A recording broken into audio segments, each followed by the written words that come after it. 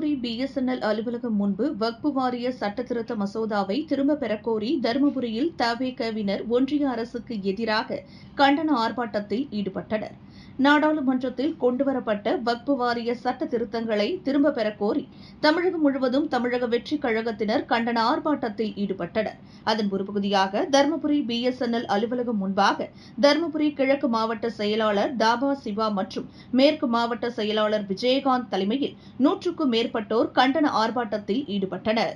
கண்டன ஆர்ப்பாட்டத்தில் ஈடுபட்ட தவேகவினர் ஒன்றிய அரசுக்கு எதிராக பதாகைகளை ஏந்தியும் இஸ்லாமியர்களின் உரிமைகளை பறிக்காதே என கண்டன கோஷங்களை எழுப்பினர்.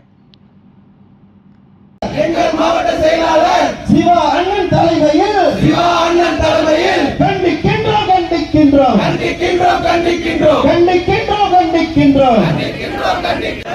ஒன்றிய அரசு பிஜேபி அரசு இஸ்லாமிய விரோத போக்கை கைவிடாதே. பாதுகாப்போம் மதச்சார்பினை பாதுகாப்போம். ஒரு சட்டம் யாரையுமே இந்த ஒன்றிய அரசு வஞ்சிக்காம ஈக்குவலா சட்டத்தை போடுங்க. எங்க தமிழக வெற்றி கழக சார்பா நாங்க கேட்டுக்கிறோம். நன்றி.